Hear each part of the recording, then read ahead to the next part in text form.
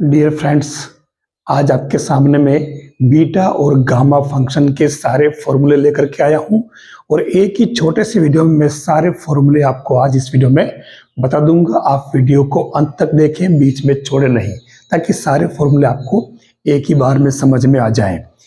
एक बात कहना चाहूँगा, CMPC यूट्यूब चैनल जो है आपका मैथ्स का चैनल है, आपको पता होगा, और इसमें आपको अभी तक की RPSC के सारे पेपर्स मैंने सोल्व करवा रखे हैं।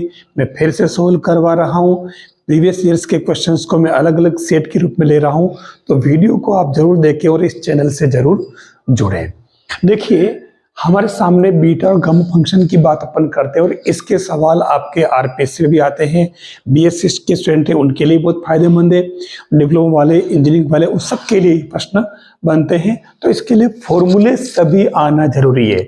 एक बात और कहना चाहूंगा, मेन बात क्या है कि आजकल जो पेपर आते हैं उनमें कोई भी क्वेश्चन एक फॉर्मूले से कंप्लीट नहीं होता, उसमें मिक्स फॉर्मूले अप्लाई करने पड़ते हैं।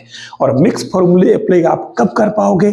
जब आप एक से अधिक फॉर्मूले एक साथ आपके इस माइंड में रख पाओगे, तभी उनमें आपस में आप फॉर्मूलों का गठजोड़ कर पाओगे।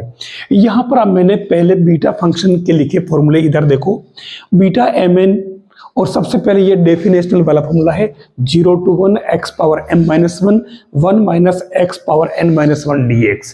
ये आपको ध्यान रखना है, ये डेफिनेशन वाला। दूसरा बीटा mn, ये आता है प्रॉपर्टी के रूप में। ध्यान रखना, बीटा mn और बीटा nm दोनों इक्वल होते हैं। तो बीटा mn के लिए इंटीग्रेशन का फॉर्मूला बन रहा है 0 to infinite x power m minus 1 upon 1 plus x power m plus n। ये दोनों जो है इसके पावर में जा रहे dx। ध्यान रखना, दोनों ही इंटीग्रेशन वाले फॉर्मूले हैं और इनमें खास बात क्या है, लिमिट यहाँ 0 to 1 है, यहाँ लिमिट 0 to इनफाइनाइट है, ये याद रखना। फिर तीसरा फॉर्मूला आता है बीटा mn का। यहाँ ध्यान से देख लो, ये फॉर्मूला बहुत ज्यादा काम आता है, डायरेक्ट भी पूछते हैं, gamma m gamma n upon gamma m plus n। और ये शर्त जरूर ध्यान रखें आप, m और n की वैल्यू 0 से हमेशा बड़ी होगी। हम इस पर फोकस नहीं करते और आजकल ये चीजें फॉर्मूलों में ज्यादा यूज होती है। फिर बीटा mn का चौथा फॉर्मूला, ये आपके इंटीग्रेशन का फॉर्मूला है 0 to π/2 और डबल लग रहा है, ध्यान देना।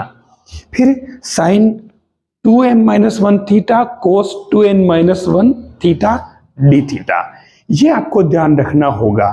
फिर पांचवा फॉर्मूला है बीटा mn का, वो है beta m plus n, beta m plus 1 और फिर n प्लस, फिर उसके बाद में जो m प्लस 1 यहां था, इसी को इसने n प्लस 1 कर दिया इधर। तो याद रखने में ध्यान रखना, एक बार 1 m में जोड़ा, एक बार 1 n में जोड़ा। ये 5 फॉर्मूले मैंने बीटा फंक्शन के लिखे हैं जो आपको याद रखने होंगे। फिर बात आती है हमारे पास में गामा फंक्शन की। गामा फंक्शन में पहली जो डेफिनेशनल फॉर्मूला है 0 to इनफाइनाइट और e पावर माइनस x, ध्यान देना, और x power n minus 1। Confusion होता है, इसलिए इसको ठीक से ऑब्जर्व कर लेना, dx, और ये होता है गामा n के इक्वल। ठीक है, अब दूसरा आता है gamma n plus 1 equal to n gamma n। ठीक है, n बड़ा होगा 0 से। ये शर्तें जरूर हमें ध्यान रखनी पड़ती, इसको आप भूले नहीं। मैंने इसी के साथ में एक फॉर्मूला और डाल दिया है n plus 1 gamma equal two factorial n, यानी एक जैसे ही कम करोगे तो वो फैक्टोरियल में कन्वर्ट हो जाएगा। फिर तीसरा फॉर्मूला आता है 0 to इनफाइनाइट। ध्यान देना, ये दोनों ही 0 to इनफाइनाइट वाले फॉर्मूले ही है।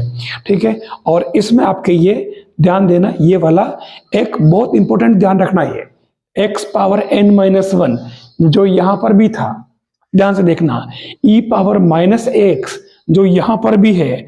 फर्क क्या है आपके, यहां a की वैल्यू 1 है, ध्यान देना, दोनों का सेम पोर्शन है। इंटीग्रेशन में दोनों को 0 to इन्फिनिट, ठीक है, और x की पावर भी सेम है, खाली a आ रहा है, तो ये बन जाता है गामा n और gamma n upon a power n बन जाता है। यानी इसको और इसको आपको दोनों को ठीक से समझ लेना है, दोनों सेम ही है, अलग अलग नहीं। फिर सबसे ज्यादा यूज होने वाला जो फॉर्मूला है गामा फंक्शन का, वो है 0 to π/2 इंटीग्रेशन, 0 to π/2 इंटीग्रेशन, और sine M theta cos N theta D theta, और ये होता है gamma m plus 1/2 gamma n plus 1/2 upon 2a, बाहर ध्यान देना अपॉन में, फिर अंदर m प्लस n प्लस 2/2। ये फॉर्मूला आपको ठीक से ध्यान रखना, बहुत ज्यादा यूज होने वाला फॉर्मूला कैलकुलस में। तो ये फॉर्मूले आपके बहुत ज्यादा काम के हैं, आपको ध्यान रखना होगा। देखिए यहां मैंने जो गामा फंक्शन से जुड़े कुछ मानक रिजल्ट लिए हैं, यहाँ पर जो फॉर्मूले गामा फंक्शन के हैं उनको यूज करके ने कुछ इंपॉर्टेंट रिजल्ट निकाले गए, और ये रिजल्ट आप डायरेक्ट याद रखेंगे तभी आप एग्जाम में इनको अप्लाई कर पाएंगे, यूज कर पाएंगे। जैसे पहला देखिए आप 1/n 2/n 3/n n-1/n, और इसका जो रिजल्ट आ रहा है ये ध्यान रखना, ये शर्त भी आपको इसमें याद रखनी होगी, और ये आपके आरपीएससी लेक्चर 2022 के अंदर पूछा है।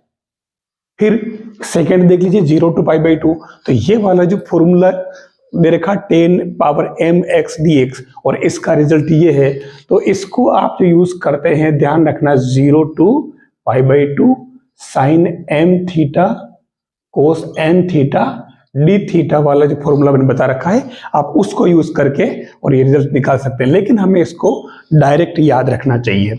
फिर तीसरा कह रहा 0 to 1 इंटीग्रेशन log 1/x और m-1 dx, तो यहां पर इसकी value direct factorial m gamma m आ रही है, तो हमें ये भी एक डायरेक्ट रिजल्ट के रूप में याद रखना चाहिए। वैसे ये जो गामा फंक्शन का जो डेफिनेशन वाला फॉर्मूला बताया था मैंने, उस फॉर्मूले को अप्लाई करके आप ये निकाल सकते हो। फिर ये चौथा और पांचवा, ये दोनों बहुत ज्यादा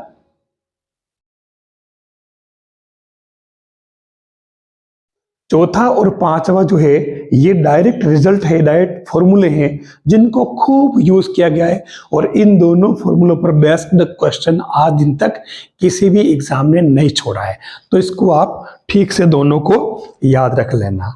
फिर बात करता हूं मैं 6 वाला, तो ये 6 और 7 वाला दोनों फॉर्मूले एक जैसे हैं, लिमिट दोनों में 0 to ∞, e पावर दोनों में सेम, यहाँ ओनली साइन है और यहाँ कोस है, और कोई फर्क नहीं, देख लो आप। अब आंसर में चलते हैं, तो ये देखिए आपका ये वाला पोर्शन दोनों में सेम है, कोई डिफरेंस नहीं। फिर यहाँ पर साइन होने पर साइन था और कोस होने पर कोस है, ठीक है। फिर आपके थीटा नहीं जा गई है, तो थीटा आपकी ध्यान रखना है, theta equal to tan inverse b/a। फिर इन्हीं के अंदर अगर मैं a इक्वल टू 0 और थीटा इक्वल टू π/2 पुट कर दूं, तो हमारे इनकी जगह ये दोनों फॉर्मूले बन जाएंगे, और अक्सर इन फॉर्मूलों पर क्वेश्चन पूछे गए और डायरेक्ट फॉर्मूले भी पूछे गए, तो हमें इन फॉर्मूलों को भी ठीक से याद रख लेना चाहिए। वीडियो अगर अच्छा लगा हो तो लाइक करें, शेयर करें और चैनल को सब्सक्राइब कर लें। साथ ही आपको किस तरह का कंटेंट चाहिए मैथ्स में, हर तरह के कंपटीशन के हिसाब से, वो आप उसके लिए आप कमेंट बॉक्स में कमेंट जरूर करें, ताकि मैं आपकी जो ज़रूरत है उसके मुताबिक आपको कंटेंट दूं।